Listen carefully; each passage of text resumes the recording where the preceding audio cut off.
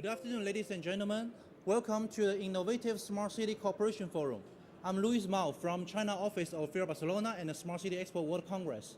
First of all, I would like to thank you for your coming, and I hope you can enjoy this forum.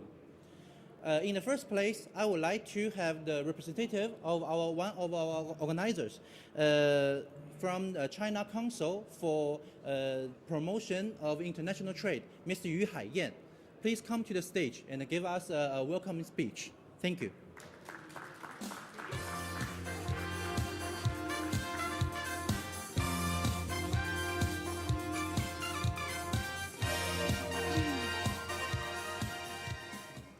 Distinguished guests and friends from European Union Commission, NDRC China State Information Center, ladies and gentlemen, good afternoon and welcome.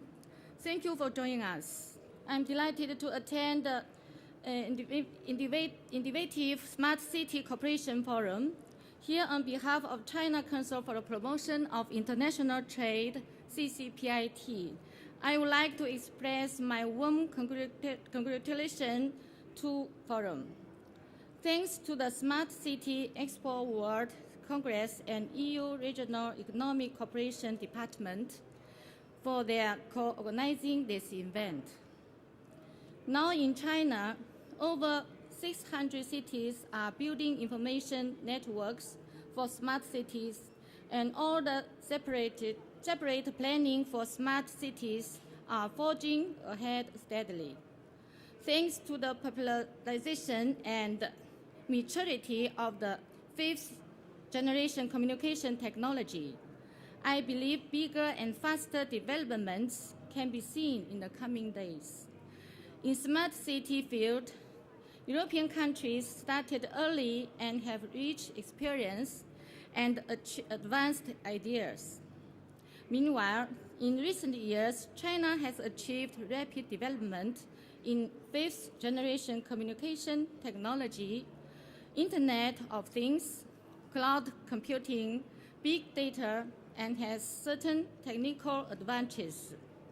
So we can say that European countries and China have obvious complementary, advanced, and broad space for cooperation. To the benefit of both sides, national governments, municipalities, and local partners from civil society, academia, and private sector need to work together. CCPIT would like to take this forum as an important opportunity to enhance our relationships and cooperation with Smart City Expo World Congress and EU Regional Economic Cooperation Department and other related organizations. We are willing to strengthen contacts with the CCPIT local branches and guide them to join the industrial cooperation of smart cities. We like to work jointly to offer more dialogue and cooperation platforms and hold more regular exchange activities for enterprises. Today, we have more than 50 Chinese enterprises such as Citidu, Huawei, Dahua Technology, Inessa Shanghai, new together in this forum. Adhering to an active attitude of openness and cooperation with the outside world, the Chinese enterprises look forward to international cooperation. And on the other hand, governmental representatives from more than 10 international cities are also presenting at the forum. Let's all work together to make our cities big and small, safe, resilient, and sustainable. Last but not least, my thanks to the many distinguished speakers and moderators for their contributions to this forum. I hope you all have a very productive and enjoyable forum. Thank you.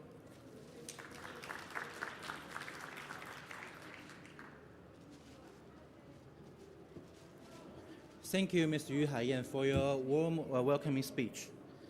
Okay, as you know, in this year, the Smart City Expo World Congress has a theme about cities made of dreams.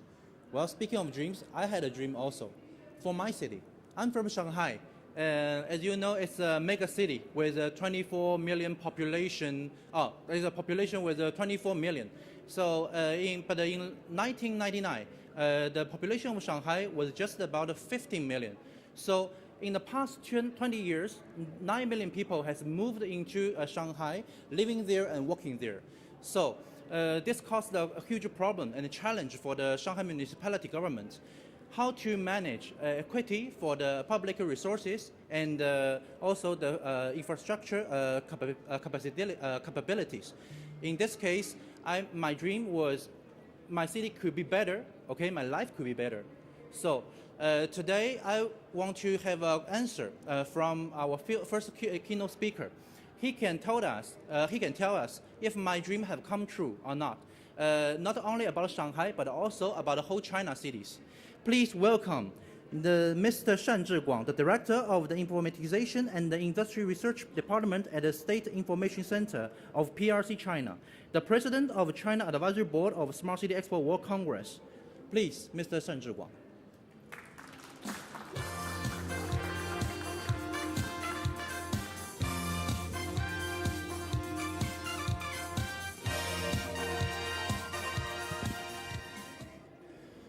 Good afternoon, ladies and gentlemen. It's my pleasure to be here to give the first keynote speech and talk something about smart city construction with ordinary people's dreams.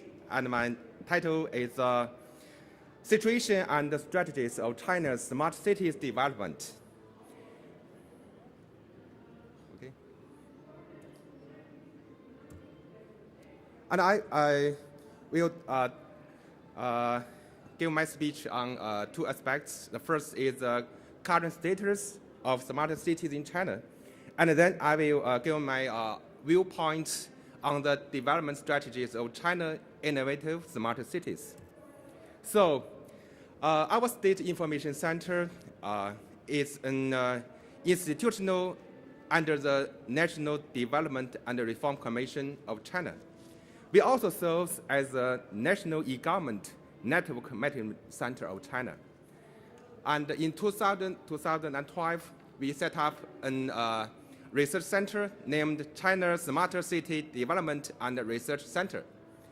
And we provide the policy suggestions for the central government agencies. And also we provide the top-level design, overall planning, and implementation scheme for the local cities. And also we study such issues as the consulting services of smart industry and digital economy. So we have taken part in the research and drafting of government document for China. In 2012, our group took part in the research and drafting work group of the guidance on promoting healthy development of smart cities. And this is a document. Till now, this document is the most authoritative document for China to guide the local cities for the smart city construction. And also we serve as a secretariat group for the joint interministerial meeting for innovative smart city construction. And this meeting consists of 24 commissions and bureaus of central government in China. We helped the NDRC and the meeting group to do some evaluation work for the innovative smart city construction. And this is a major tool that's used by the meeting for the construction, modification, application, and management of the local cities for their smart city construction. We have made the evaluation system on our national e-government network. And this picture shows the portal of our system. For the evaluation systems, this figure just shows the construction of the architecture of our evaluation index. We have 3 levels of index metrics. The first is a fundamental index that includes the intelligent infrastructure that was the weight is 5%. And the information and the data resources, that is, the weight is 8%. And for cybersecurity, the weight is 0, but this is a deduction point for the fault that happened in these cybersecurity domains. And also we have the reform and innovation index, that weight is 4%. The second is the city business index that includes the public services, that weight the most, that accounts 26% according to the 100 of the index system. And also the urban governance, that is 11%, and also the environmental livability is 6%. And also we have the city citizen experience about the smart city. We use the big data method. We supported by the anti-financial and Tyson company, and the weight is 40%. So this is our evaluation system. So according to the two evaluation action that was conducted in the year 2016 and 2018, we have got the basic result for what happened during the past years in China for the smart city domain. So from this figure, you can see the big progress during the past years. In 2016, we have 220 prefecture-level cities indulged in the evaluation, and the average score is 58.03. And for the 2018, the last year, we have 275 prefecture-level cities joined this evaluation, and the average score is 68.18. So we can see 2 years passed, and the average score has progressed 10, more than 10 for 100 level. So this is a big progress, I think, for the more than 300 smart city construction.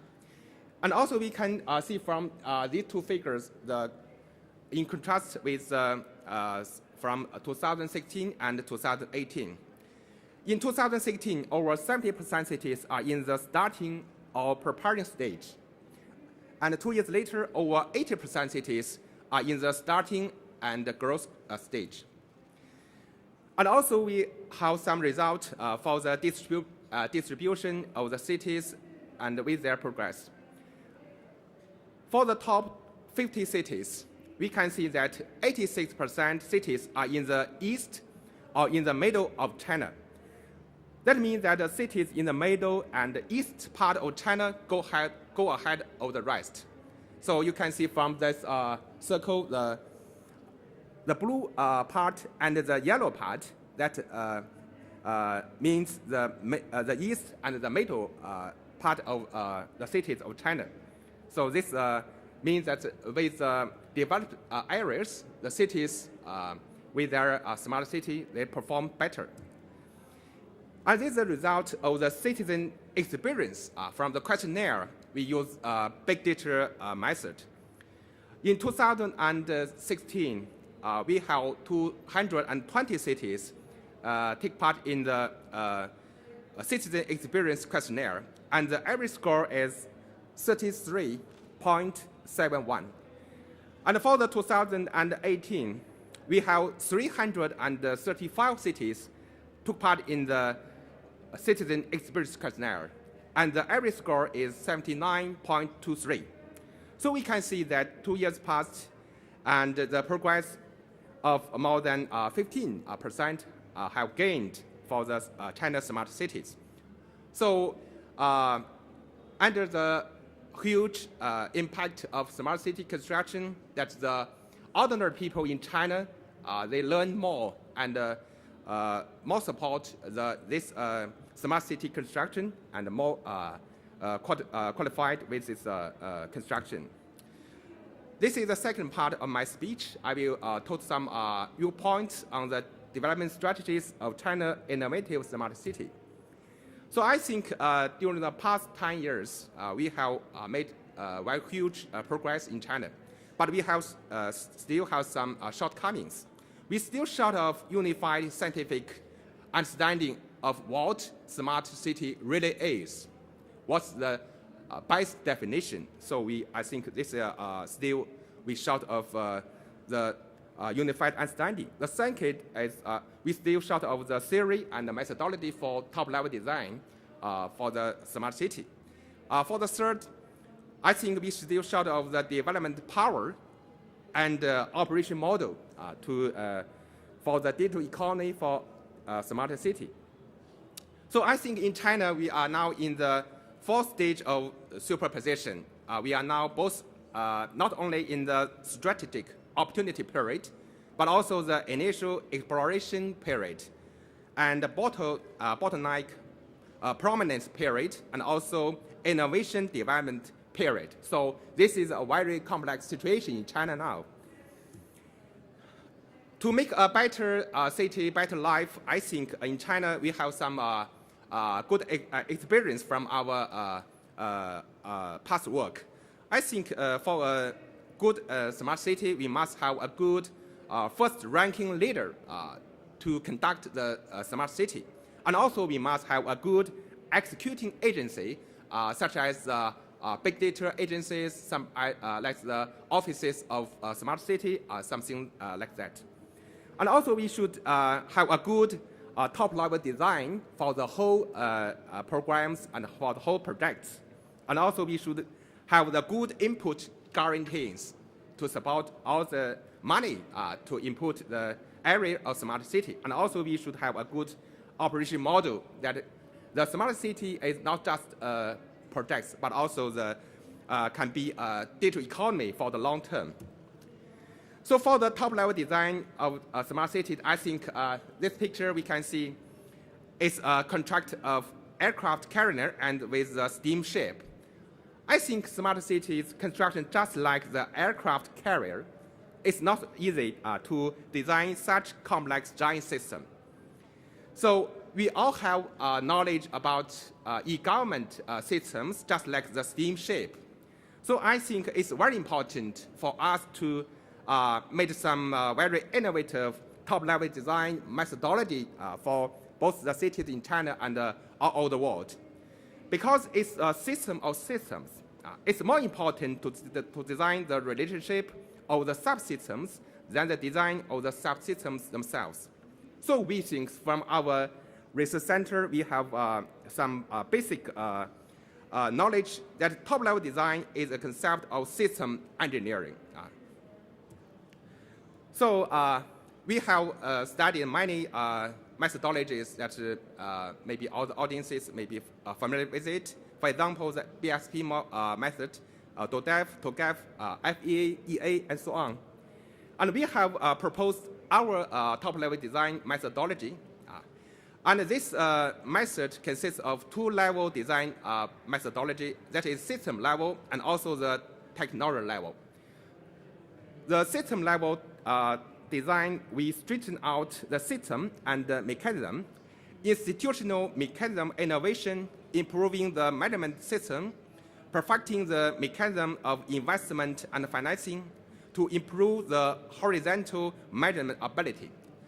During the past years, for the e-government construction, the ability also from the vertical. But for smart cities, we think the ability should be strengthened from the horizontal the orientation. And for the technology level design, we from the aspect of business, data, system, and technology to give the overall system analysis, objective analysis, overall architecture, the standard of interconnection, and also the constraints for coordination and data sharing. So this is our key points. We just straighten out the 4 key issues for output for our top-level design, and also we provide the blueprint and the methodology and also the implementation scheme for the local cities. Here I will give some examples that we have proposed for the Chinese cities and also some industrial park. This is the model we called the smart heart and the smart brain model. We proposed for the Suzhou Industrial Park several years ago. In this model, we have constructed the smart brain and smart heart as the most important part for the system of the industrial park of Suzhou City.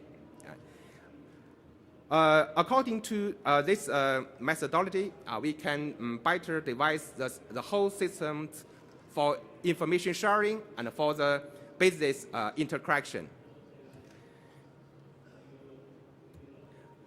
And also, this is a city brain model we proposed for Suzhou City last year.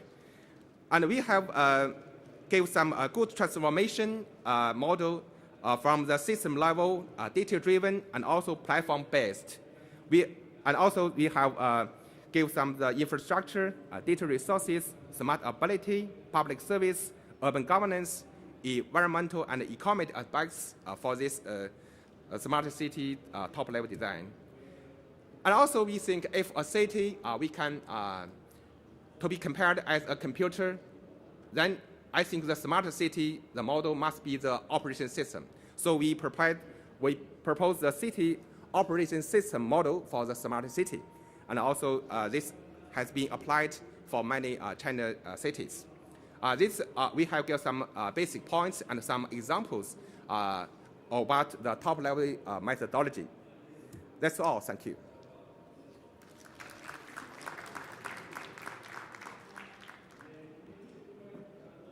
Well, thank you very much, Mr. Shan, for your distinguished speech. OK， 今天呢，我们的论坛主题中啊，有一个非常重要的词，就是合作。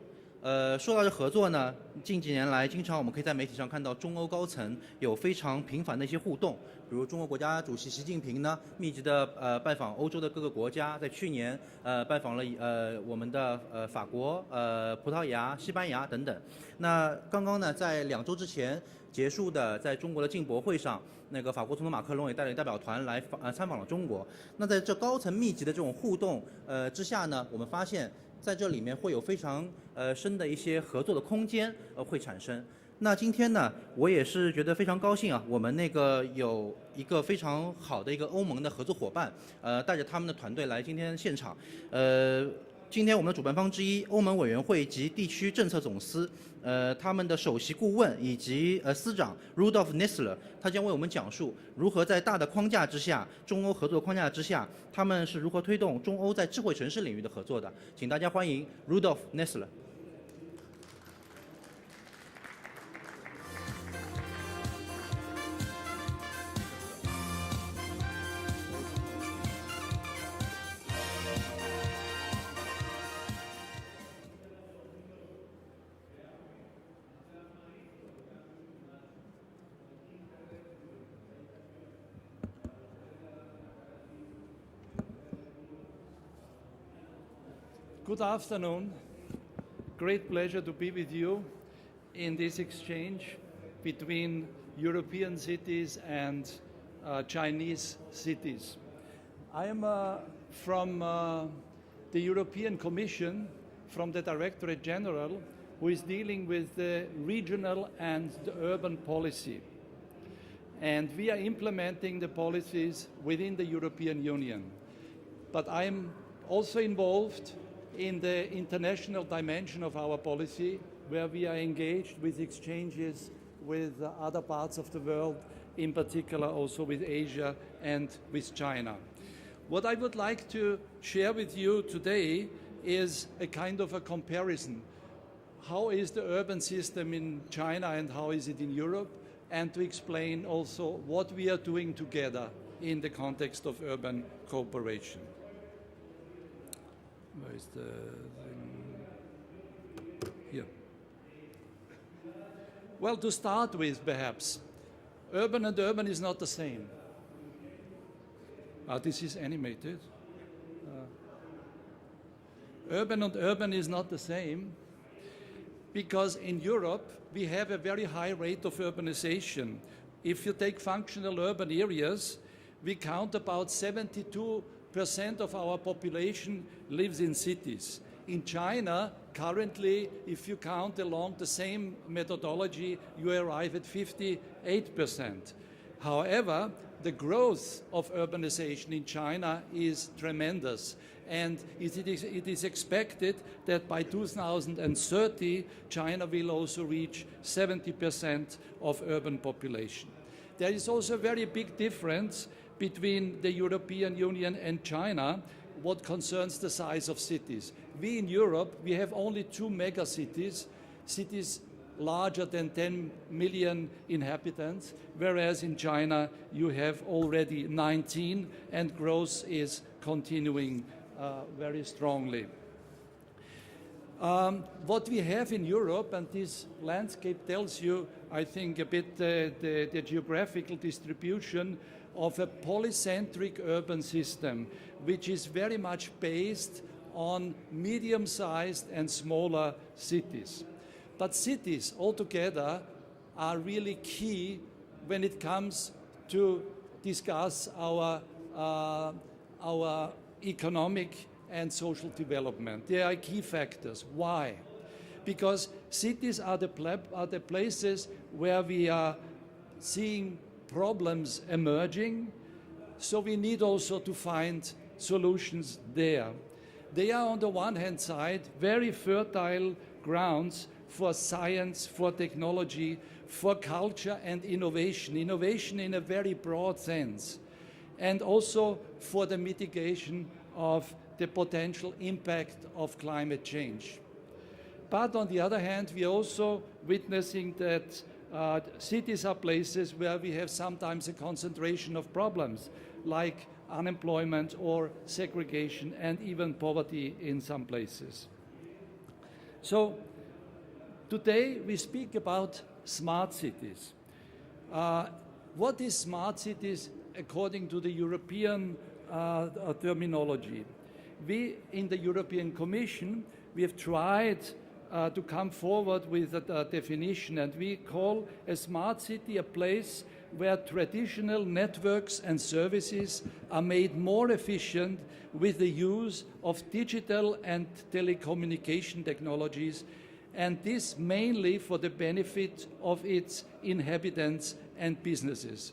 What is important to understand in our view about smart cities, this is not only about information and communication technology, but it's going far beyond. It's about smart transport, it's about upgrading water supply, wastewater disposal, for example. It's about intelligent lighting, heating, and it's also about the interaction between citizens and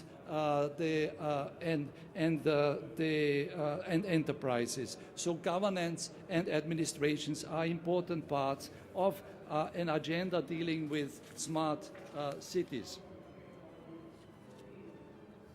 Smart cities are part of our urban development strategy for Europe. In Europe, the Smart City Framework strategy focuses mainly on the improvement of urban life through more sustainable, integrated solutions which address the specific needs of each individual cities and the policy areas. What you see here listed is different areas where smart cities play an effective role. Low carbon, waste, resource preservation, ICT, quality of life, regeneration, but also the social sphere and participatory systems in the cities. We are there with our approach in the context of the United Nations New Urban Agenda. When you see here the two sides, you see a very strong coherence between the sustainable development goals of the United Nations and our EU's 14 partnership areas where we have sketched out the main priorities for urban development. And there are in particular a few topics where we believe they are extremely important in the cooperation with Asian cities. For example, we know that air quality or circular economy are really key areas where we believe a cooperation can be very fertile. When we speak about cooperation, for us this means always a partnership where we have different actors involved. It's not only about public authorities at different levels, European Union or nation states or the regions or the cities themselves, but it's also about those who provide the information input, the innovation input, like for example the researchers, academia, and the businesses, those that we want that they put this into place and make it available for the citizens. And of course the civil societies. At the end we have to ensure that people are served through the change that we are providing. Achieving a smart city is only possible if we are determined to follow a structured and intelligent process. And this connects, in our view, a bottom-up policy, a top-down policy approach combined with a bottom-up development. So you see here a lot of flashes going from top-down, but also flashes going from the bottom up. And this more or less illustrates the three principles that we apply when we are shaping urban development measures. First of all, we are sharing this with member states and cities. So it's not that the EU is implementing something in different places, but this is done in a shared management way, respecting the individuality of the place, of the individual cities. We call this subsidiarity.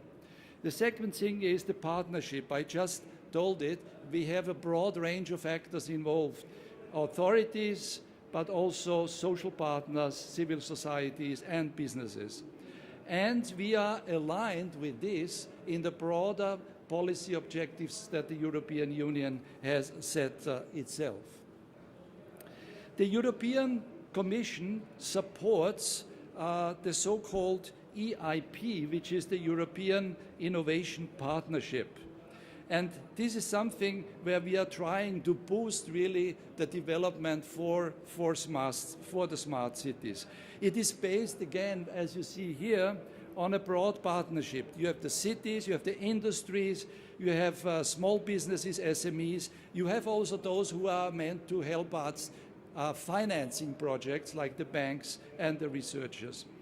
And we have a focus which is very much supporting on those areas which are of an absolute priority, both in the global agenda, like greenhouse gases, like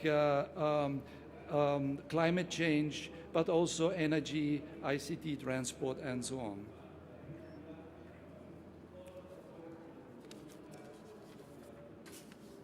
The priorities of the EIP SCC platforms, you have listed them here.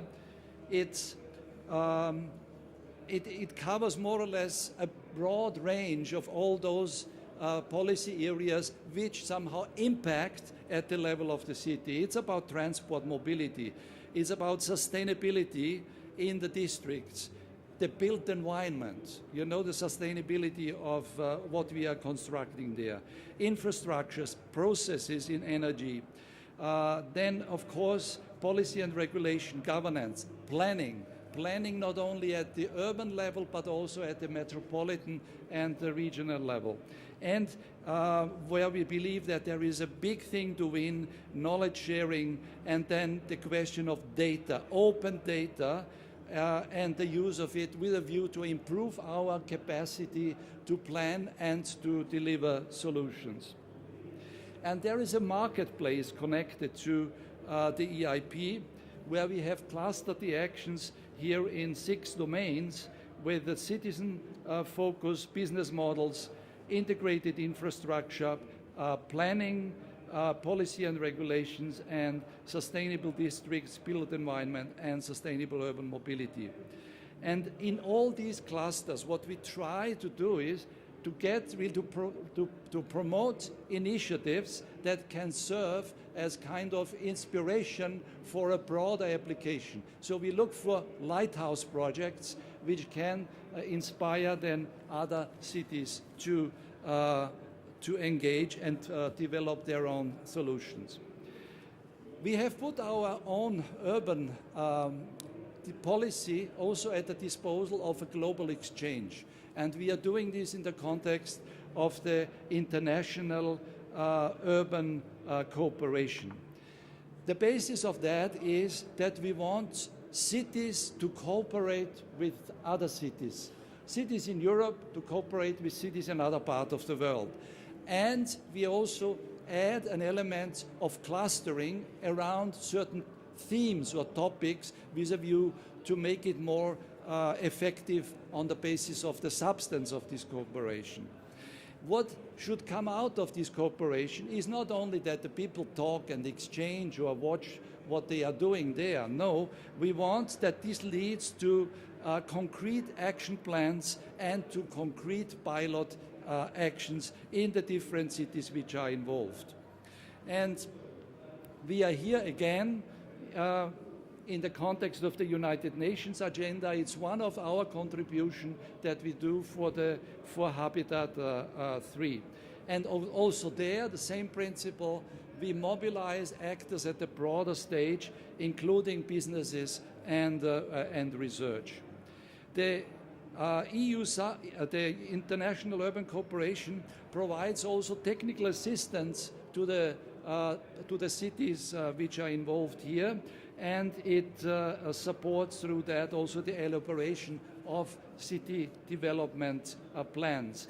And also we have a competitive fund which can support very good projects which have been identified in the course of this cooperation. So you see here what is the current engagement of cities in America and in Asia, India, with European cities in the context of IUC, and here more specifically what we do between European cities and Chinese cities. You have them listed up, and this is, I think, perhaps one of the most vibrant exchanges that we have currently ongoing.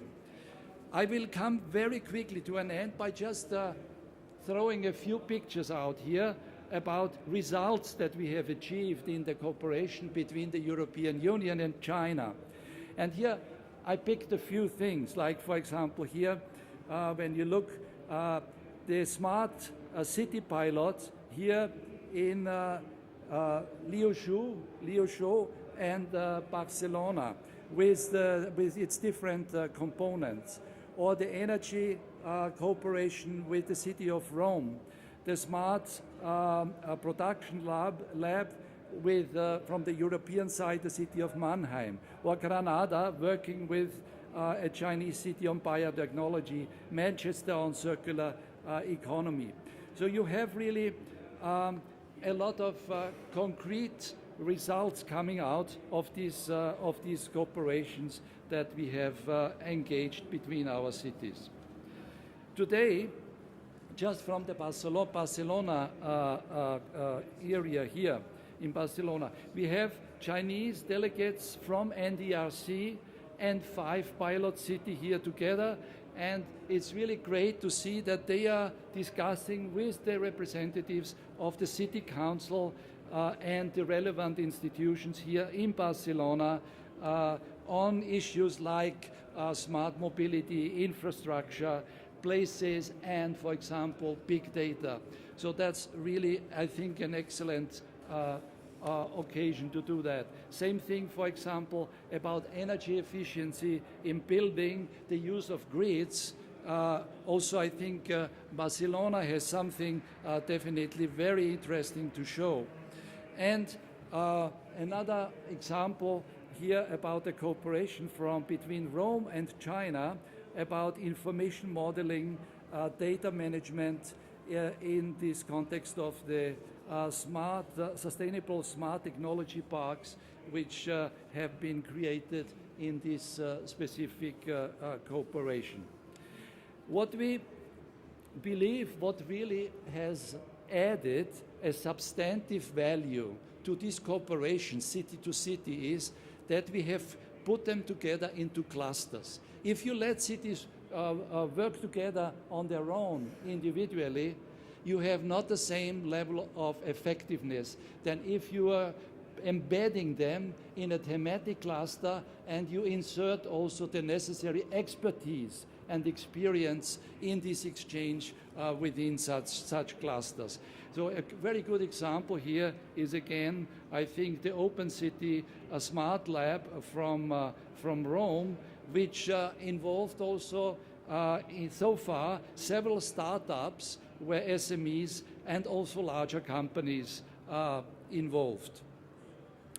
In September 2018, there was a roundtable on innovation, and since then we have had a number of important meeting places and exchanges. Here, this is one where also the delegations from China were visiting Rome in 2019, and people from Liuzhou, Guangdong, and so on have been meeting. And we had very recently also another round of thematic discussions with delegations from China, NDRC, and Chinese cities in the context of the Asian Urban Forum here in Penang, where we have had also people discussing about smart city initiatives in this context. So what we try is to really get the best out of this cooperation with a view that it precipitates in concrete actions, plans, pilot actions, and concrete development that we are pushing up. And I think we are in a very good learning curve doing these things together. And we also, as we have different languages, but we are trying to help ourselves. We are using modern technology to make ourselves understandable, and I think it's working quite well. I thank you so much for your attention. It's a great pleasure again.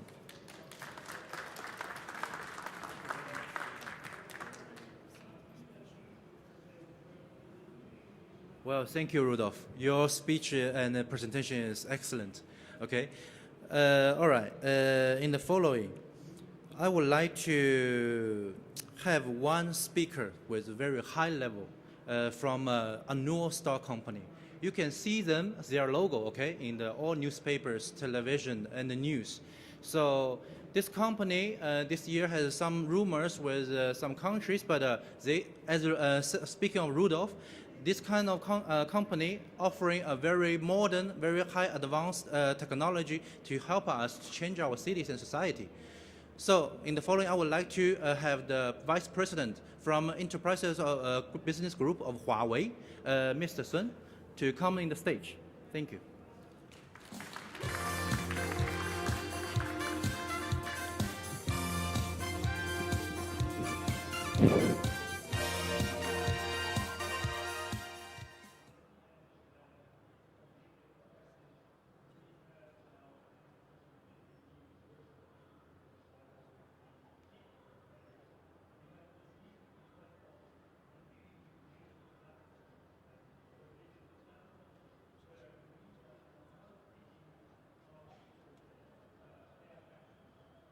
Good afternoon, distinguished guests and fellow Smart City experts. I'm delighted to represent Huawei to discuss the future of the digital economy and smart cities with you, our friends from Europe and China. Before my speech, please allow me to give you a brief update on Huawei. In the first 3 quarters of 2019, we achieved a sales revenue of 79 billion euros, a year-on-year increase of 24.4%. Times may be tough, but we are good. So, I would like to express our deep appreciation to all of you for your attention and support to us, especially for your trust and confidence in Huawei Company. It means a lot to us during this interesting time. Many thanks.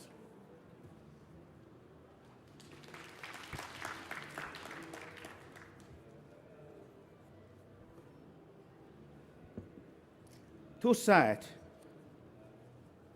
John Kotkin's book, The City, A Global History, if humankind can be said to have a single greatest creation, it would be those places that represent the most eloquent expression of our species.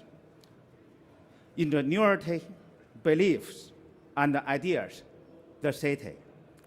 The city represents our imaginative work as a space.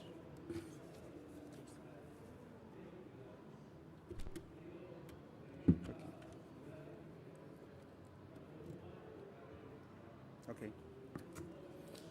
Confirming our ability to receive the nature in the most far-reaching and lasting way. Today, so many countries around the world have reached a consensus. They must develop the digital economy, and the smart city is the main driver of its development. What when is the best way to build a smart city? This is a huge topic. The digital transformation of cities is not simply building digital systems. Rather, it requires efficient, extensive, cross-system, and cross-agency collaboration coordinated by a higher-level framework, the smart city. As a world-leading ICT infrastructure and smart device provider, Huawei has participated in more than 200 smart city projects over 40 countries. Based on our experience, smart city development faces two major challenges: technology and human nature. In terms of technology, traditional information silos must be torn down or linked. The fast and effective integration of new technologies is a challenging but absolutely essential task. Cities around the world are in different development phases with diversified infrastructure. But a viable and unified solution is vital if we are to achieve efficient data governance.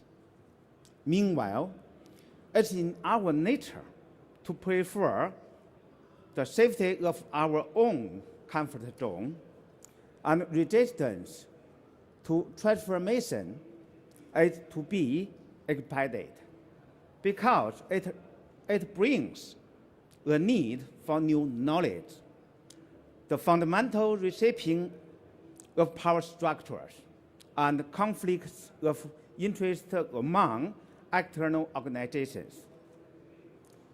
City leaders must bear in mind that smart city development is vision-driven. They should try to push all stakeholders in the smart city to establish a consensus and do everything in their power to achieve the common goal. As we solve the challenges we face while pursuing that goal, the competitiveness of each city involved is also comprehensively improved. Simply, we just need to build smart city in an intelligent way. Shenzhen, where our headquarters locates, is well known as Chinese Silicon Valley. a lot of innovation activities are happening every day. For example, Shenzhen Airport uses AI technology to implement intelligent slot allocation, improving the aero bridge turnover rate. This reduces annual number of passengers that have to use buses to board aircraft by 5 million people. Another example is the Shenzhen Metro. It has planned a total 33 metro lines, among which Line 6 and 10 have been deployed with cloud digital transformation that tore down information silos and improved IT resources usage by 50%. Now, in its second phase, the project will enable intelligent construction sites, smart O&M, and linked operations. At the same time, the city leaders are planning to connect different transport systems to balance the traffic between peak and non-peak hours to improve the passengers' experience. Next stage, they want to achieve seamless interconnection among airport, highway, high-speed railway, and harbor systems to enable unified, efficient transport for both passengers and goods. Smart city development is a top-down project and has to be driven by a big vision. It's not a single-step job, but a long-term process of continued operations and iteration. By trying out new concepts and ideas, and sometimes maybe with mistakes. First of all, in a smart city, data is the core of city governance. The city leaders need to take charge of overall coordination and drive data planning. Of course, professional opinions must be respected, but we also need to bear in our mind that boundaries between specialties will shift as the smart city continues to develop.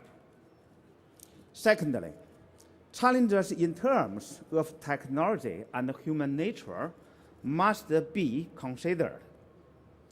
From a technical perspective, the project must begin at top layer, design the platform, then comprehensively plan different services based on their specific requirements in terms of security, efficiency, and experience, phase by phase, layer by layer.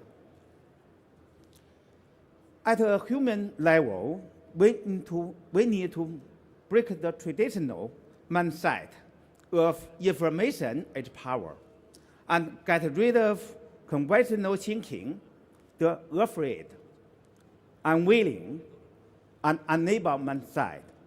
We need to optimize our organization, establish a benefit sharing mechanism, and promote on-demand information sharing. A city has a limited lifespan, but the lifespans of individuals and technologies are limited. So, how do we build something that will last forever with things that will only last for a while? The answer is continuous operation and iteration. Improving by trying out new ideas is the main methodology. For now, there is currently no universal standard on the success of smart city development. So, how do we measure the success of smart city project? As we all know, Roma isn't built in a day, as well as digital Roma. It depends on the wisdom and determination of the city leaders with strategic insight. How does Huawei support smart city? The unified digital platform supports partners in agile development and interactive operations, allowing them to meet cities' various needs. This will help ambitious city leaders to realize their vision. The platform integrates diversified new ICT technologies to lower the threshold for innovations. Based on this platform, Huawei has launched a smart city solution, HiCity, which you could see at our booth.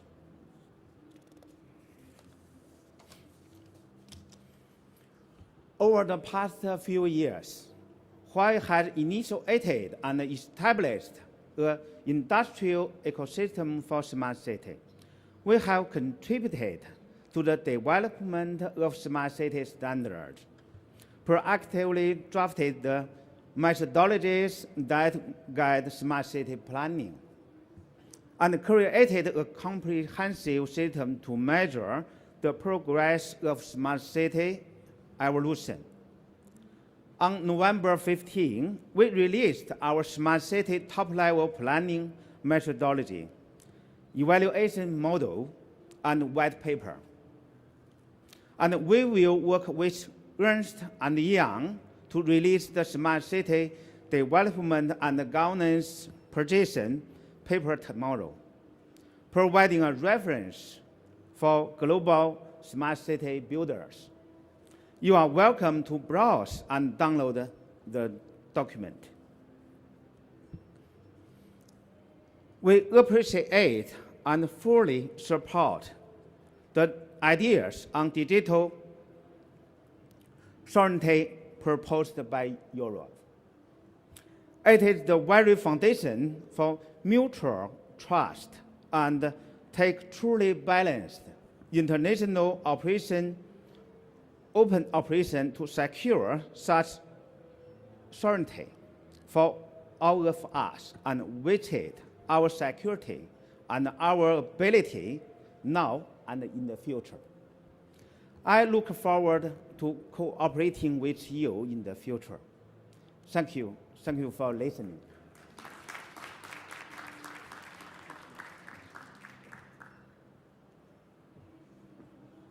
Very impressive speech, Mr. Sun.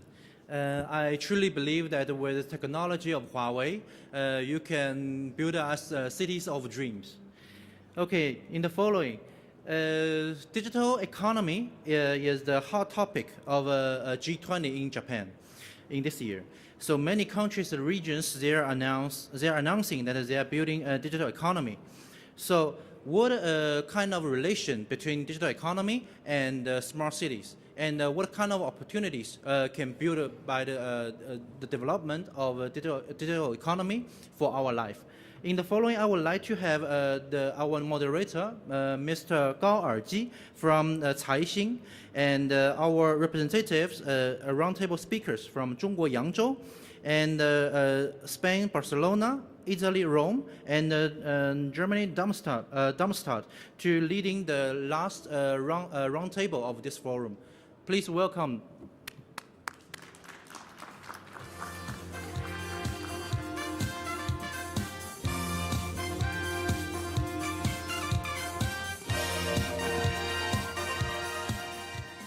Thank you so much, Louis. I'm Gao Erji. I'm from Caixin, China. The organizer told me that the reason to choose me as the moderator is because my company is smart media in China.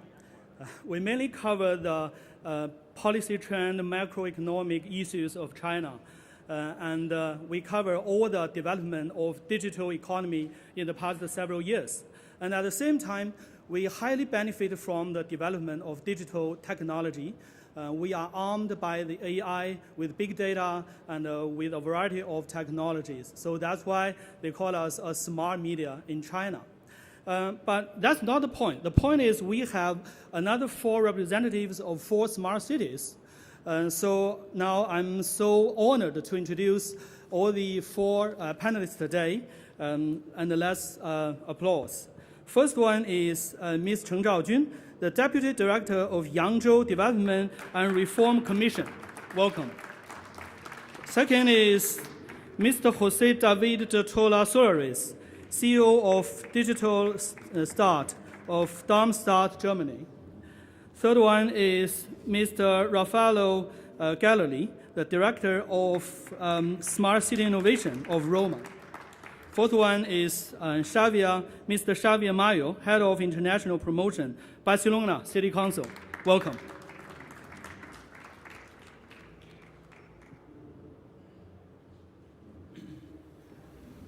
Today's topic is the digital economy leading the city to smart. So first of all, each of the panelists have 8 to 10 minutes to show how smart your city is. And also, I think, strongly suggest, maybe not only the smart city, but also the good food and tourism. Shall we start with Barcelona?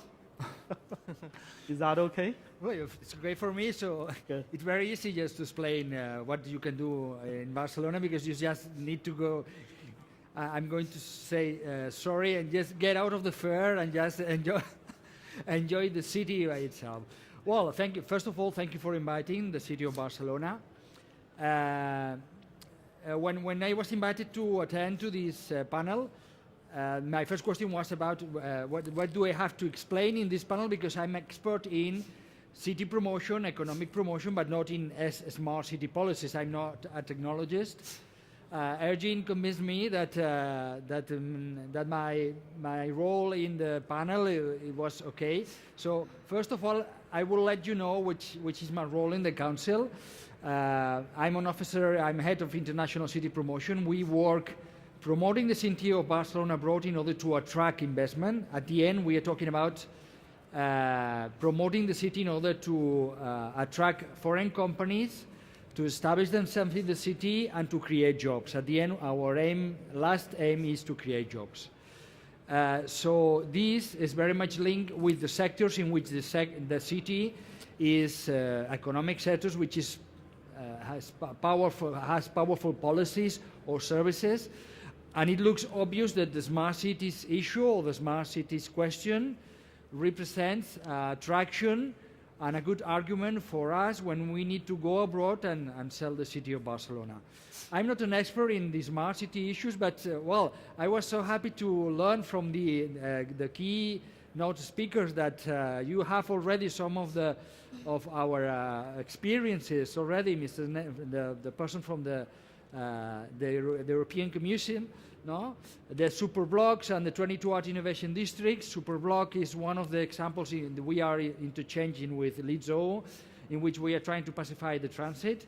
And 22 Art Innovation District is an old industrial area in the city of Barcelona that used to be the Catalan Manchester, used to be called the Catalan Manchester, and now we've been able to attract something like 9,000 companies, 90,000 jobs, basically in the technological sectors. This is just some examples.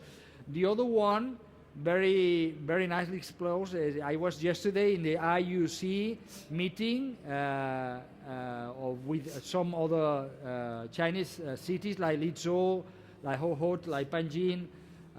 Well, it was, we need to have places in which to interchange and in which explain each other's vision, because my feeling after having a look at the presentation is that when we talk about the smart cities, the idea of China and the idea of Europe is so different that you sometimes have the feeling that you are talking about completely very differentiated issues. Not In China, I've seen the top-level approach with the presentation of the European Commission. We have more the bottom-up approach and a citizen-centric approach in our case, and more in the services or technology center approach in China. Does that mean that there's not feel of cooperation? No, it's completely wrong. I mean, that means that we need a lot to do in front of us, and platforms like the one of IUC, or for example, just this morning with Huawei, we just signed an agreement, okay, in order to try to understand how the technologies can empower our services, and in the case of IUC, for example, how we can learn. Of course, we can learn from others' experience, from the experience of Chinese municipalities, and the experience of the Chinese companies that, with no matter, of course, they have such a strong capacity for investment and for doing research, no? And we need this as well. And we need to do this together, for sure. So, yes, as another way of explaining what we do, just apart from these interchanges, apart of arriving with agreements with companies like Huawei, just trying to take the chance of any platform that we've got. For example, we have another one which are sisterhood agreements. We have 2 sisterhood agreements, one with Shanghai, the Mr. Louis Mao's city, and Shenzhen. And Shenzhen, the case that you explained in Huawei. And we are trying to enlarge this agreement, because one thing is just having a framework of cooperation, and other very different one, just obtaining some specific results. And let me explain one of the challenges that we got in this relation. As Mr. Hasler was explaining, the difference of size, no? In the case of cities, and the difference of culture, no? Will be another one. That means that we come from different contexts, and we need to find, again, moments and platforms in order to interchange. Another one would be this one. I mean, we have a wonderful platform, these 3 days, in order to interchange. I know that there are smart cities events all over the world. I would be happy that there's a Smart City Expo event in China as well. So that's all. My last message would be for any Chinese company. I work for the city of Barcelona. Sorry about this. So we created the China Desk in 2005 in order to attract Chinese companies. So if there is in the audience any Chinese company, apart from Huawei, of course, that it's interesting in being based in the city, all for you, and I would be delighted to talk with you at the end of the conference. Thank you very much. Good. Thank you, Xavier. It's a point. Yeah, it's a point. From today, actually, everybody can know that city of Barcelona is as smart as how beautiful it is. And at the same time, he mentioned that the world is so different. And actually, that's also the driving force for us to make the things different in the future, right? And as of Roma, actually, Roma is also an ancient city, as ancient as quite a lot of ancient cities in China as well. So we definitely have the combination of the balance between the culture and the economy and everything. So would you share some of the story of Roma to everybody? Thank you. Yeah, thank you so much. First of all, thank you for the invitation. I'm very happy and glad to be here with all of you. Well, actually, I moved to Rome a few months ago. I started a new job in Rome, in the city of Rome, last March. And previously, I had an experience of smart city development in a small municipality in the north of Italy. And then there was a chance to live this new, exciting experience in working on a big city such as Rome. Of course, we need to work a lot. We need to work hard to make it a true smart city, like many other experiences all over the world. But nevertheless, I suggest for those few of you that have not yet been there to visit Rome, is a wonderful experience for the historical sites, for the food, of course, for fashion. And we are working to make it also wonderful, let's hope, for business and for the economic development of our city. So I would like to tell you something about what we are doing for this goal. We are working on both sides of, let's say, technology area and also economic development approach.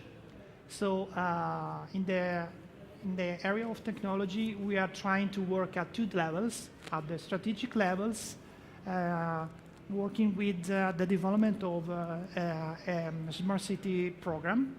So the aim is to involve the politicians, the top managers, and all the other stakeholders of the city in a common vision of how the smart city initiative should be taken in our city.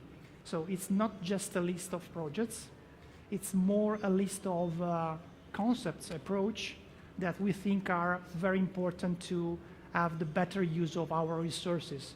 So, for example, we are stating that it's very important the approach in ecosystem way internally in our departments to broken silos, and also and mainly outside our government with the other utilities, universities, and big companies, main stakeholders of the city.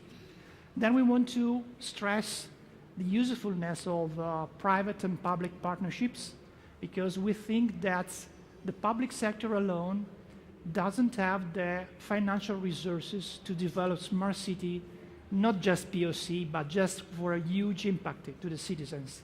And at the same time, there are companies, private companies, that have the power of making investments, but they need to work together with the public to reduce the risk of their investments, because we know when we work on innovation, when we work on new services, there is a risk, because it's something different, something new.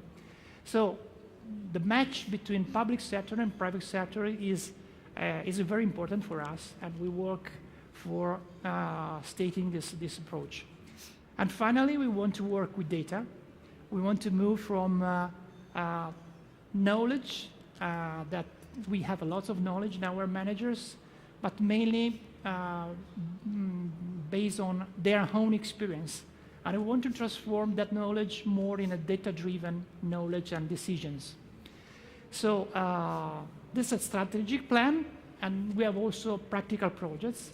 Actually, when I arrived, I have seen, having some contacts with all the other departments, that there are many innovative projects already.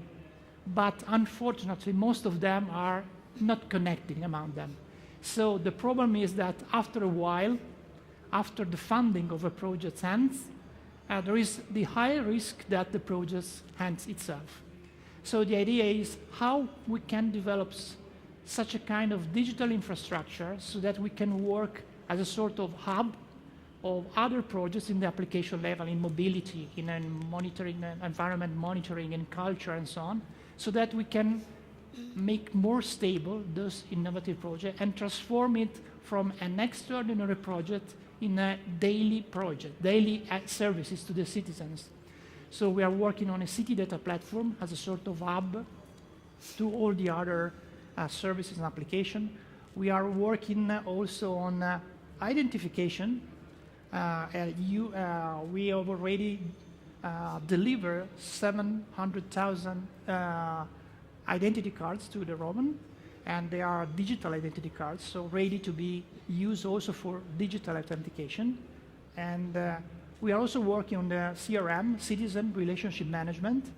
And was it interesting, because we know CRM is not something new, but what is new for us is that we are agreeing to work together with all the other in-house companies.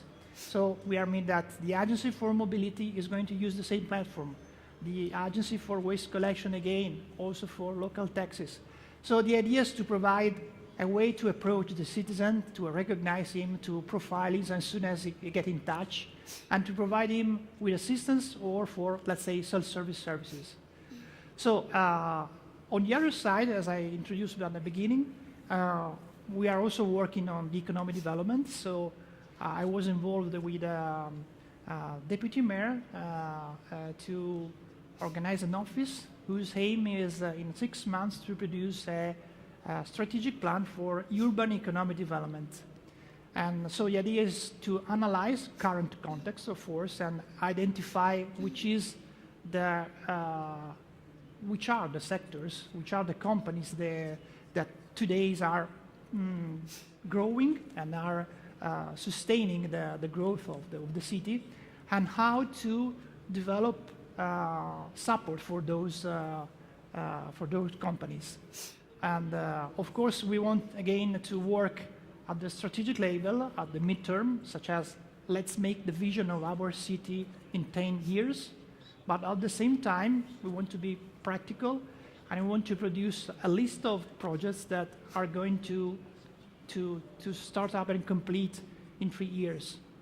And we would like to list not only projects of the city itself, but also projects of the other players in the cities that, of course, can be a sort of symbol or testimonial of the concept that we are writing on the strategic planning, and that show that we can also make our cities not only fashionable, fascinating, attractive as we are used to, but also attractive for investors, for businesses, because to make, let's say, Rome a smarter and nicer place to live in. So, thank you. Thank you.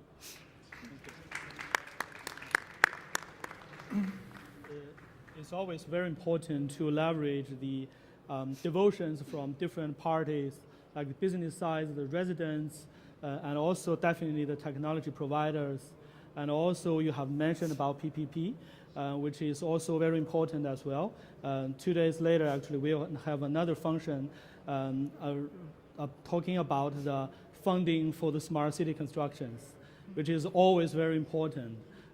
Definitely, Roma hasn't been built in one day, so we also have quite a lot of good lessons to learn and a lot of good practices. So shall we share about the digital start and also the development of smart city of Darmstadt? Thank you. Thank you. Yeah, Darmstadt is one of the mentioned mid-sized cities of Germany. We have about 160,000 inhabitants. Darmstadt is located near Frankfurt. I think a lot of people here know Frankfurt is one of the famous cities, but Darmstadt is also famous for being a smart city. Darmstadt is called a Wissenschaftsstadt, which means science city. We have 3 different universities in Darmstadt, which are really famous for different kind of projects and developments. We have also 3 different institutes. One of them is called the Fraunhofer SIT. SIT stands for Security and Information. I would say it's one of Europe's leading institutes for cybersecurity. And if you might hear, we have a lot of tradition in science in Darmstadt. And I would also say that this is one of the roots for our development in becoming a smart city. But 2 years ago, Darmstadt participated in a famous competition and won the Digital City Award of Germany. By winning this award, we accelerated our transformation in becoming a smart city and also becoming one of Germany's leading smart cities. We are a smaller city, but as a smaller city, we can do a lot of more transformation as bigger cities, because what is really important about the Digitalstadt Darmstadt is our holistic approach. Also our unique ecosystem of administration, public enterprises, other enterprises, businesses, and also the citizens of the city. We started a program called Digitalstadt. Digitalstadt is German for digital city. And Darmstadt also founded a new company, which I'm the managing director of, the Digitalstadt Darmstadt company. Our role is to coordinate the whole program with about 10 employees. And we worked closely together with the public administration, the public enterprises in Darmstadt, and have about 30 different projects. When I talk about a holistic approach, we have 14 different areas of action. For example, like mobility, like IT infrastructure, like environmental, also like culture, and so on. 14 different areas which cover the daily life of the citizens of Darmstadt. This is really important, and also what we do different, we focus a lot on cybersecurity and also data privacy, which is really important in Germany. And we in Darmstadt, as you might hear, we have our Fraunhofer SIT, which is also a really big player in this project for us. So I would say the major key for us is this closed network of different companies, of the citizens, of the enterprises that are part of the project. We as company, as Digitalstadt Darmstadt company, are coordinating it. We are responsible for the public relationships and also for the citizen engagement, which is also a big part for us. We have so many projects, I could talk the whole day about them, but I want to focus on one flagship topic that we have, mobility and environment, which is really important for us. In Darmstadt, we already have a real-time smart traffic data system that we use. We already measure the traffic in real time, collect this data, and provide open data to the citizens and to the companies, so everybody can use this data. We already are using this data also for managing the traffic. But the goal in Darmstadt is not to give green light, the green wave for private transportation. It's about public transportation. They get the green light, and also the citizens, the pedestrians who want to cross the streets. It's really important in shifting mobility from, I would say, the old ways to the new ways in Darmstadt. What we also do, we have different stations in Darmstadt, about 20, where we collect the air quality data in Darmstadt, and we use this data already to connect it with the traffic system. So the goal is here that we control the traffic depending on the air quality in Darmstadt.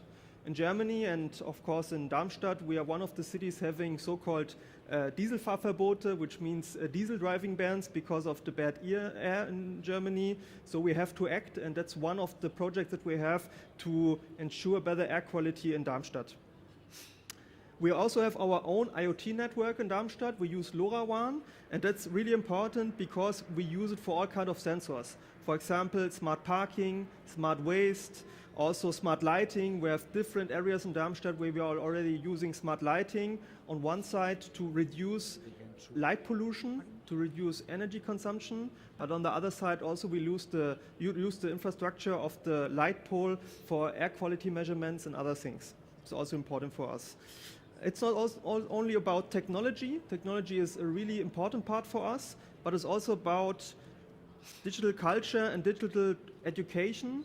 So, for example, we launched a new e-learning program for our citizens, exclusively for them. What are we doing? We are providing e-learning for the citizens in terms of phishing, cybersecurity, which is really unique in the way we are doing it.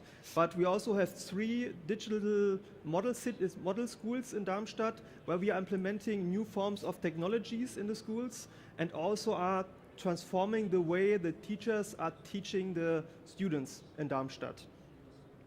And one also important thing, and I would say also unique thing in Darmstadt, is we have a so-called technology and ethics boards. There are about 30 different experts, scientists on different topics, also experts in ethics and digitalization. And as a result, we implemented in Darmstadt ethical guidelines for the city of Darmstadt in terms of smart city.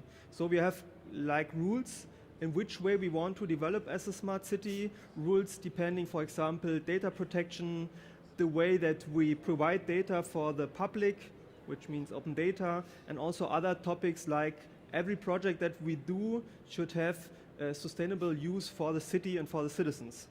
So I would say Darmstadt might be a smaller city, but it's also a hidden gem in terms of smart city. You can see in Darmstadt all this kind of technologies. We have so many projects, and not only the form of technology, also the way culture transforms and changes. So, yeah, thank you.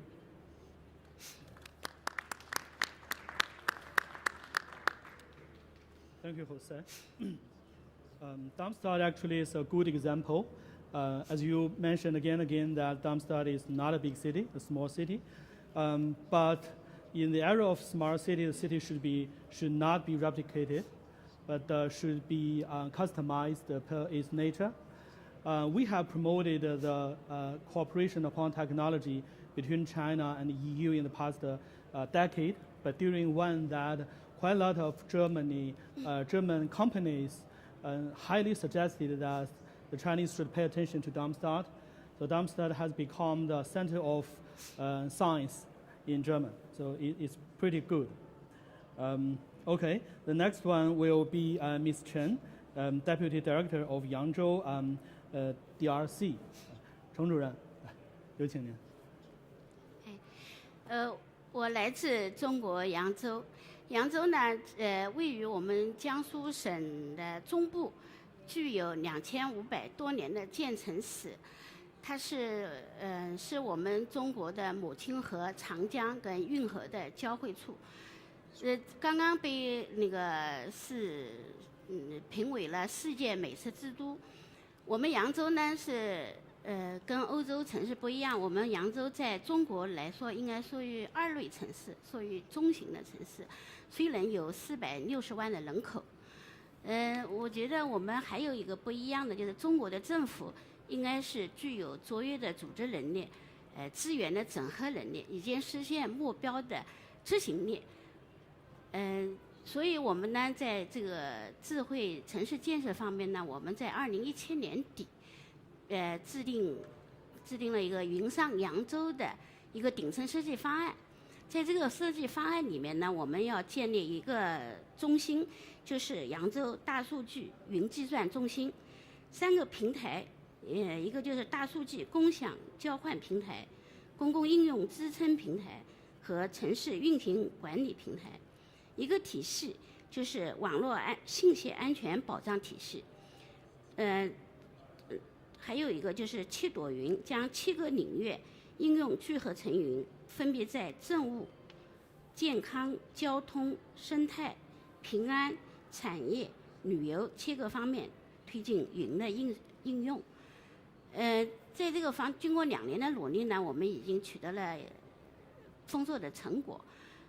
首先在我们这个营商环境打造方面，运用这个云计算，我们按照那个世界银行的那个指标体系，我们扬州的这个营商环境的得分，在我们全省都是名列前茅的，就是说明我们在就是智慧城市这个云上扬州建设方面，首先呢，在这个政务服务方面呢，我们围绕一个这进一扇门、一网通办、最多跑1次的目标，建成了政务服务中心的一张网。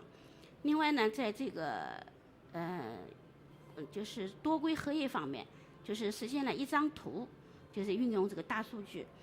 在这个市民的交通出行方面呢，我们整合了公共自行车、出租车、公交等，还有停车场等信息，实现了5位一体的智慧出行。我们的125条公交线路，1800多辆公交车实现了扫码乘车。在旅游服务方面呢，我们推广了一码游扬州平台应用，打造景区间的免费公交、门票优惠、餐饮、免费导游等特色服务。旅客呢通过扫码就享受一个相应的服务。我的介绍就这样，谢谢大家。好。谢谢陈主任。I will put up a little bit about Yangzhou. Yangzhou is very close to Nanjing and Shanghai. And by the end of last month, Yangzhou has named by UNESCO of the capital of gastronomy. It's very important, everybody. So that means good food. And also Yangzhou has hundreds of years history, which is very important as well. So also reminds us the good combination of history and economy, like Roma, what Roma is doing. So if anybody is interested in China, when you come to Shanghai or Nanjing, just pay another visit to Yangzhou. Yeah. So we have totally 1 hour, so we still have another half an hour. I think we can exchange some ideas of some other questions which are very important to us. So very first of all is the cooperation between China and Europe. I think 6 years ago, China and the EU has inked a white paper or contract agreements about cooperation of smart city, which is really a good milestone for the both parties to enhance the development. But at the same time, to a broader range, there are quite a lot of good synergies between China and EU as well. So, the first question is, in which aspect are you willing to do to promote the cooperation between China and Europe. Shall we start with you again? Yeah, why not? Thank you so much, Xavier. No. Well, in my first intervention, I have already explained which Exactly. I mean, I don't know whether it's a question of which fields. Yes. Sorry about that. Just trying to find the maturity of the project in which the cooperation can take place. Yeah. Because at the end, the question of symmetry is important, and the question of the outcomes that both cities or both parts take out of the project. Yeah. And in my opinion, I've been involved, for example, trying to push that Barcelona signs agreements with other cities, and at the end there are two conditions. One is this similar level or a similar interest in one aspect, one question, one project, and then having someone in both places. Someone means one office, one group of professionals, one deputy mayor, whatever, that pushes for the project in at least 3-4 years time frame. Because if not, at the end what you've got is that if you have different moments, if you have not an interest, if you have not the right interlocution, then it is not going to be possible to arrive to a specific outset, which is the right thing. Because at the end, if you don't have specific outcomes from the cooperation, then it decays. No? Yeah. Thank you. Okay. Which is a good point. Yeah. Would you share a little bit about that as well? Yes. Thank you. Well, I think that being for us in a process of transformation is very important to be connected with all the other cities all over the world, and why not mainly also with China, which is usually investing on new technologies, and there are a lot of Chinese companies that are willing to invest and to provide their technology also here in Europe.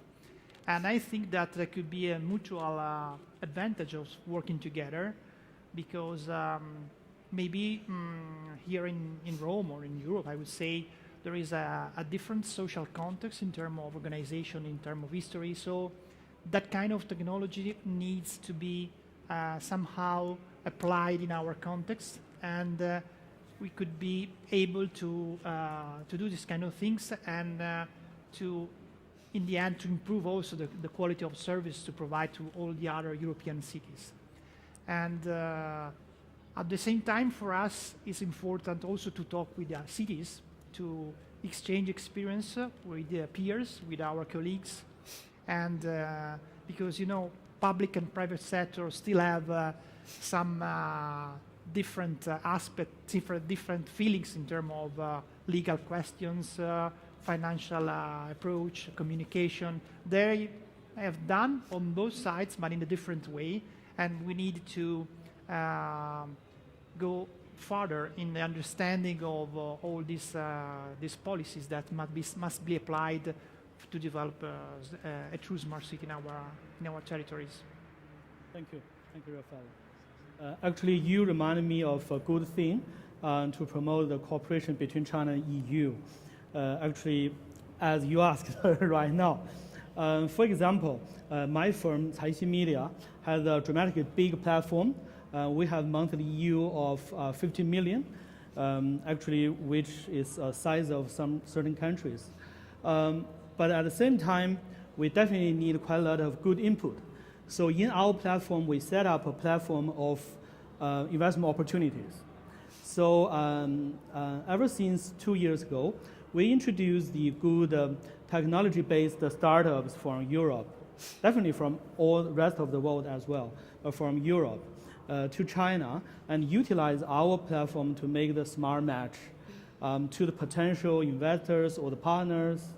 So maybe that's a model for the innovation funding across the borders. I think maybe that's a good example. Yes. Jose, do you have anything to share?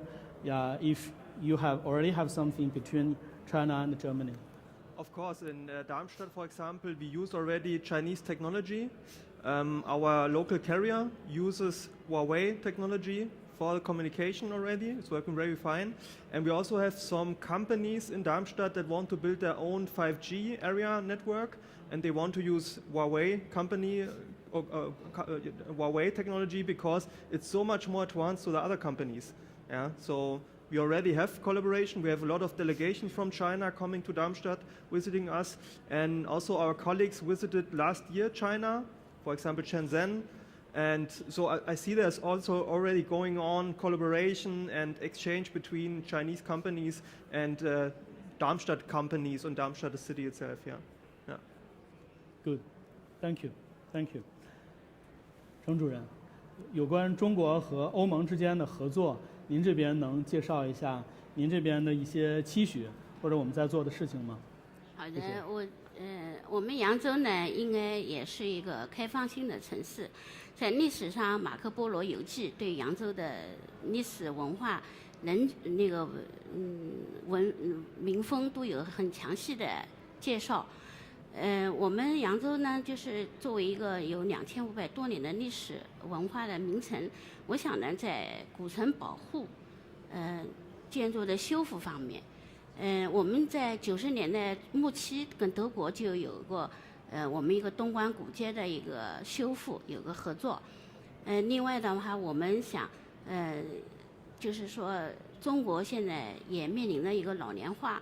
在老年养老的模式方面，另外我们的智慧养老这些方面也应该跟欧洲有相通的地方。这是第二个。第三个呢，作为我们扬州作为一个运河城市，我们中国的京杭大运河的第一锹土就在我们扬州挖掘的，就是我们是属于大运河的源头城市。我们习总书记提出了一个大运河的文化保护、保护、传承、利用。一个要利用好、保护好、传承好一个3好的一个方针，在这个大运河文化的，我们也立了世界遗产，京杭大运河也立了世界遗产。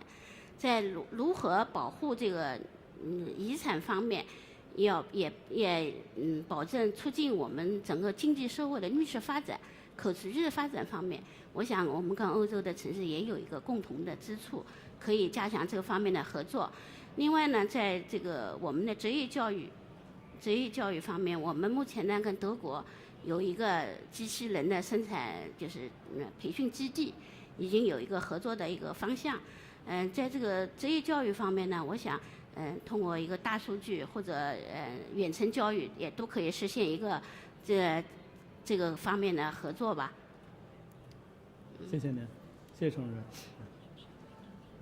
程主任刚才提到的几点呢非常重要，因为我们现在在讲中国的发展，实际上进入到了一个新的阶段。我们在讲高质量发展的时候，包括我们在生态方面提到了这个绿水青山才是金山银山，而且我们也提到了如何能够有包容性的更好的发展，以及处理好文化和这个经济方面的这样的一个关系。这些方面应该说欧洲的城市都有非常多非常成熟的经验啊，能够为中国这边的来学习。但另外一方面呢，中国的发展呢又有它的特点，从我们的规模到我们的现代化的这样的一个程度，所以很多先进的技术在中国的应用呢，又有它的一定的便利性和先进性。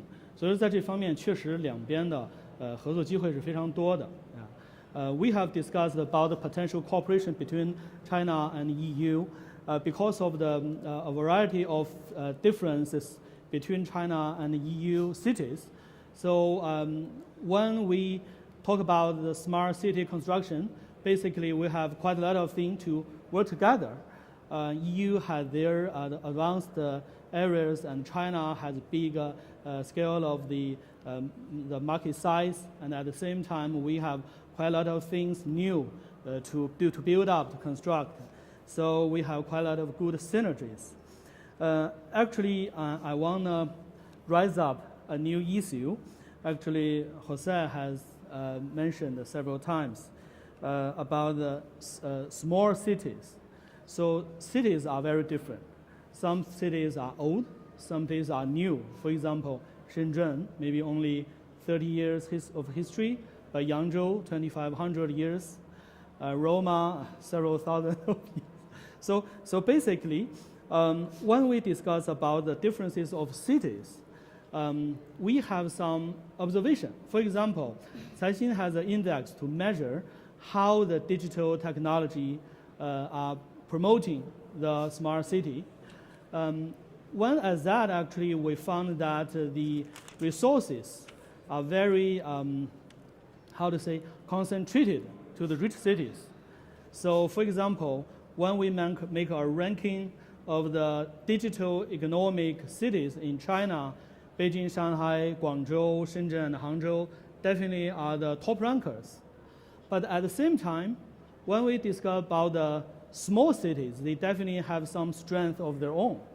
So how to penetrate into the smart cities, leverage what kind of resources we have, and make us different. I do want Jose to share more about how to build up the modernized Darmstadt. Maybe you have quite a lot of story. You have just mentioned you need a whole day. So I think you need some extra time to share your story about Darmstadt. Thank you. What is the particular question? How to make the small cities to make you different and to penetrate in the smart city construction. Well, as a smart city, you have to focus on your own characteristics that you have as a city. I think that's important. We as Darmstadt can provide so much projects because we have the structure in the city. That's where decisions back in the time where politics said we don't want to privatize companies, we want to keep them as part of the city, and that's a history in Darmstadt. But there are other smaller cities in Germany or in Europe or in other parts that don't have this wide area of topics they can transform into smart city. So I think every smaller city should focus on the areas that they have knowledge of, or of course cooperate with companies, with other countries, other cities to gain new information, gain new projects, new knowledge. But if you ask me, smaller cities should focus on their own specialties, own characteristics, and not, I think, follow the other bigger cities because they have a different structure, different knowledge, different history. You can't compare them. Yeah. Thank you. Rafaela, actually you mentioned you have provided advisory to a variety of cities, not only Roma. So what do you think of the question? How to make the different cities, actually?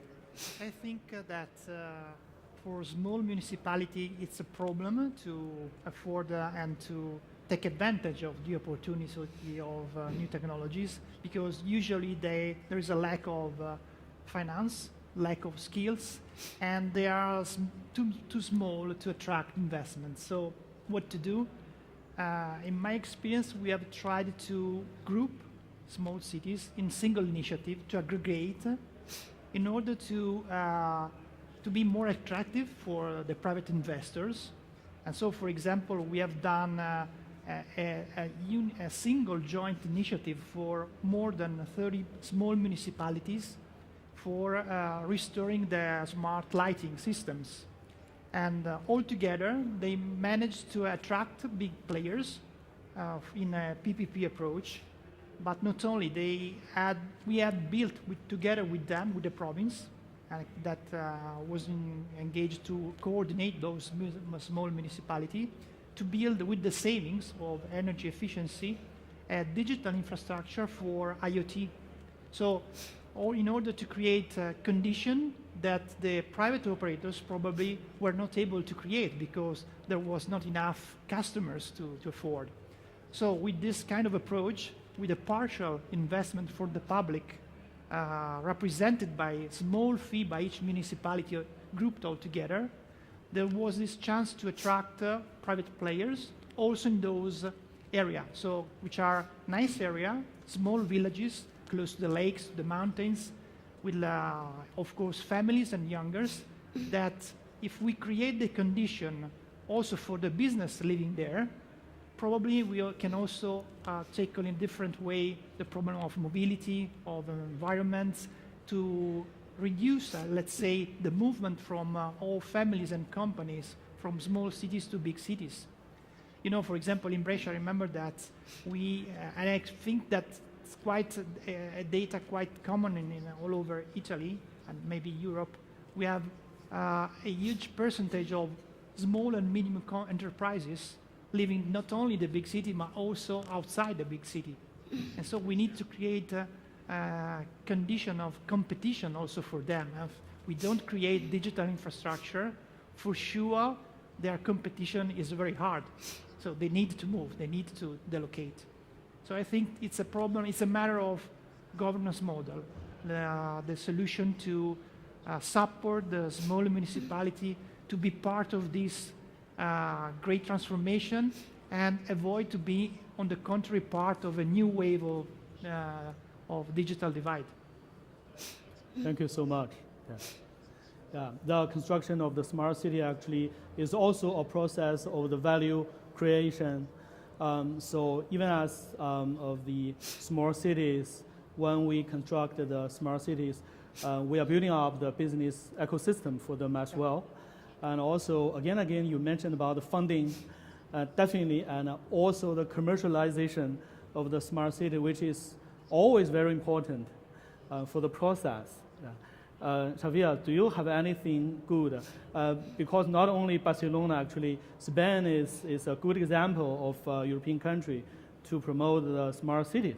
Do you have anything about the other city or how Barcelona influenced the neighborhood to make them develop? Well, in fact, this question is related, in fact, to the first one. Yeah. In the sense that we need to talk, when we talk about smart city solutions, we need to talk about density. Because it's, in density conditions, in similar density conditions, the city center of Barcelona, like being a very dense city, can share solutions with Jiangsu, for example, the center of Rome. I don't know, sorry, I don't know Darmstadt well enough. Visit us. And Better. but the question is that in a spread environment, the kind of solutions that you can implement are much different than the ones that can be implemented in density conditions, no, and very high density conditions. And then there's another question related to governance. Maybe we need to focus on, and this was raised by you, when the final, at the end of the line is solving the needs of the citizens, and then sometimes the question is not just technology, it's just governance, because sometimes the problem is related to how do we aggregate the needs of different municipalities, how do we govern metropolitan areas, how can we share solutions with all the metropolitan areas, including in Europe. No, in Europe we have lots of things in common, and then sometimes we realize that we are not sharing our solution between ourselves. No, so at the end you realize that it's more a question of how do you manage the city in general, and how do you find solutions. No, and this is more a governance question than a technology one.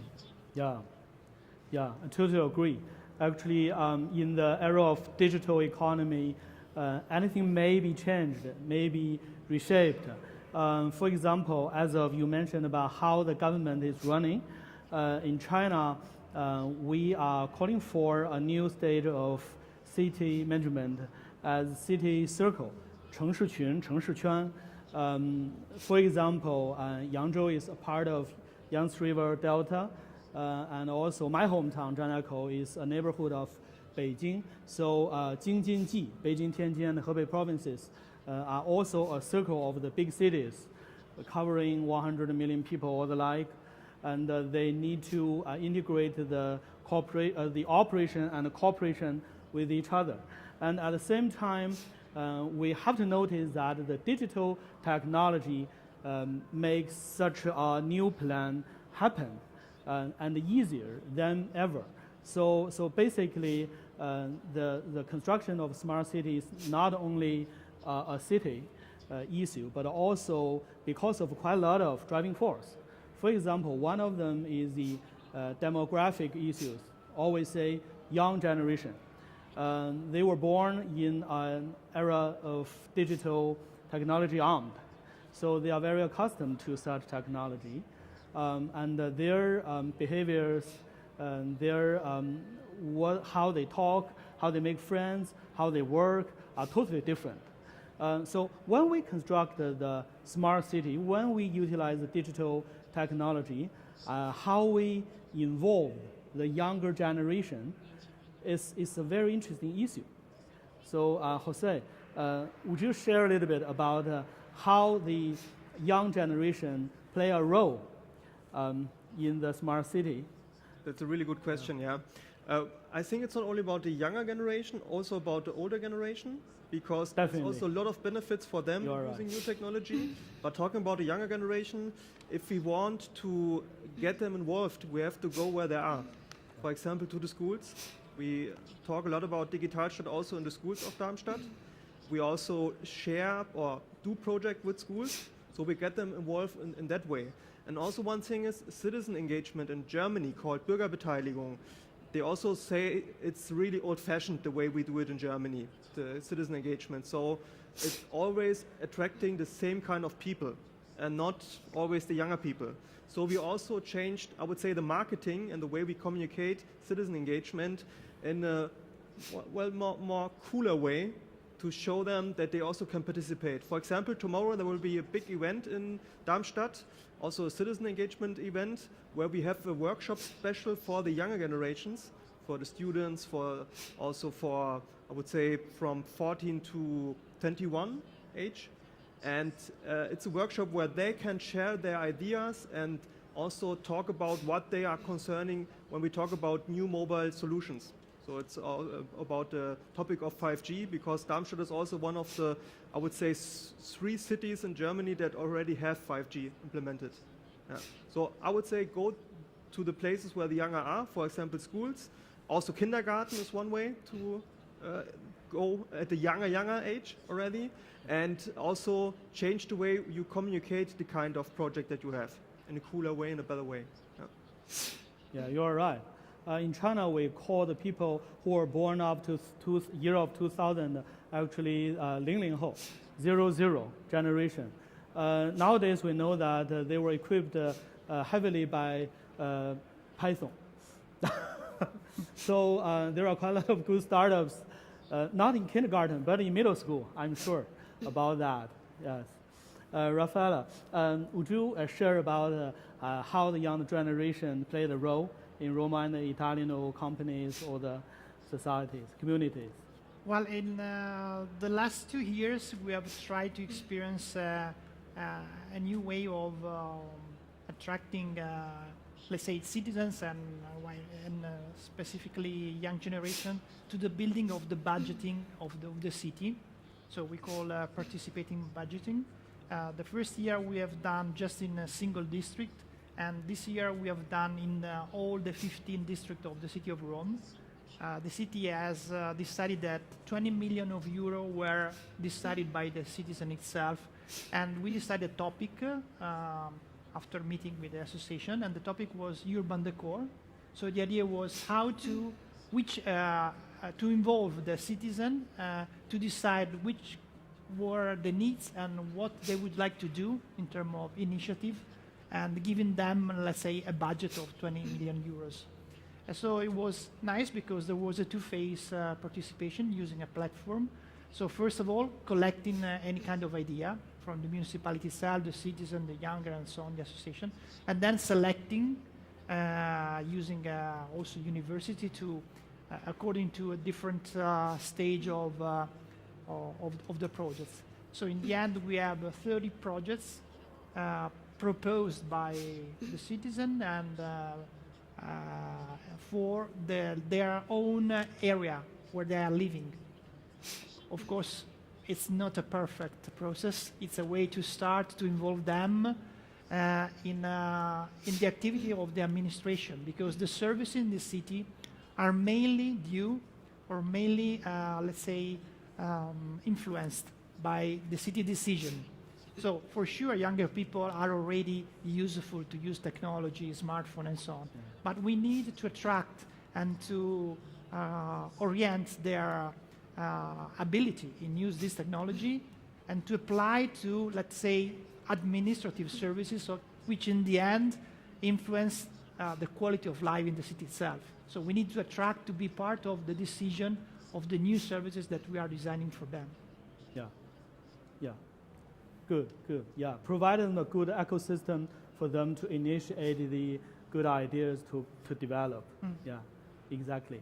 Yeah, Xavier, do you have anything to share about Barcelona? Well, it's not Barcelona. It's my personal opinion about good. About I think my feeling about this is that when we talk about use of technology, millennials that are farther away than us, and my feeling is that when we define services, we do it from a mature mindset.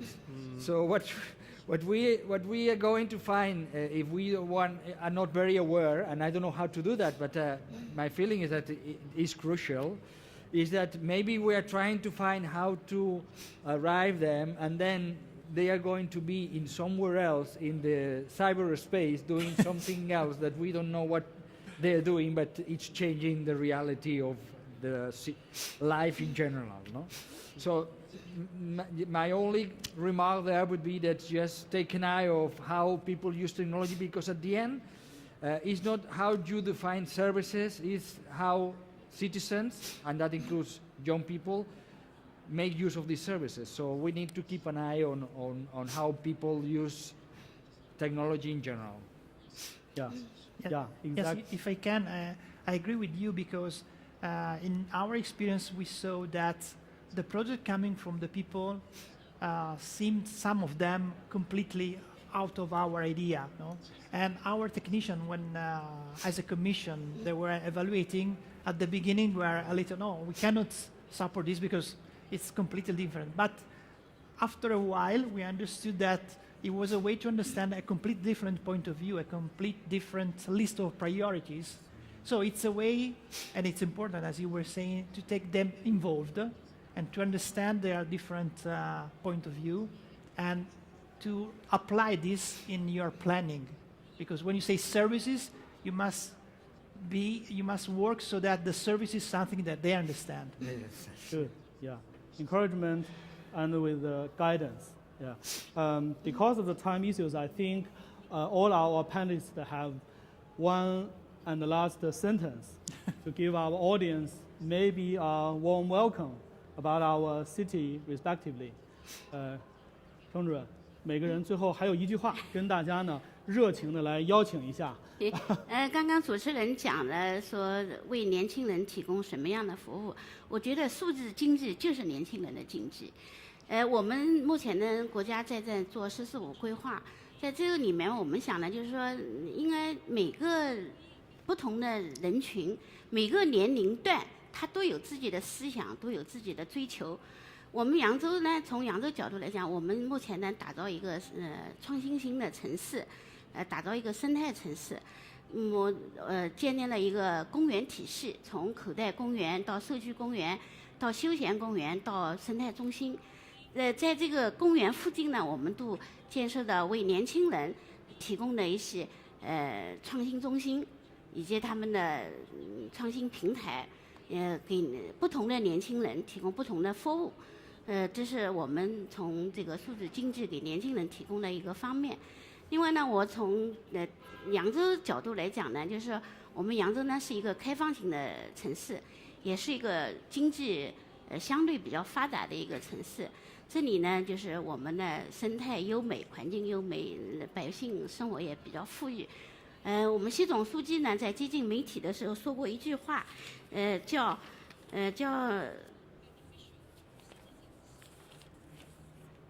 那个相知无远近，万里尚为邻。我们呢，就是这次也作为中俄 RIUC 的那个安利城市，希望呢得到我们欧洲各个城市的一个合作和支持。那里我在美丽的扬州，期待大家。好，谢谢。It's your turn. It's your turn. One question, one sentence? One sentence. One sentence? Okay, one sentence. I think we should focus on the benefits of smart city for the citizens. I think that's the most important, and for the businesses. And for this, we need cooperation. So I look forward for cooperations with China and other countries. But I see China as one of the developing countries in terms of smart city. Thank you. Thank you. Rafaela? Well, I think we need a more open mindset and a common set of digital skills for all the high-level decision position. So I think that cooperation between cities and countries such as China and Europe can support and reinforce this open mindset and common use of digital skills. So I think we need to take advantage of this. Thank you. Xavier? Can I have two? Sure. But short ones. Yeah. First one is that there is no smart city without smart citizens. Okay. And the second one is that there's not one single actor from anywhere, China, Europe, Africa, the States, that has the clue. We need the vision, even youngsters, mature, elderly. We need to gather different visions because there is not a single vision and a single solution. Yeah. Thank you. I also have two. Okay. First one is about Caixin. If you want to know China from inside, welcome you to our Caixin Insight. Second one is about today's session. Yeah. Everyone tell that smart city is the future and the future is coming. No, future is never coming. Future is right now. So let's work together to make the future happen. Okay, thank you everybody. Okay. Thank you everybody.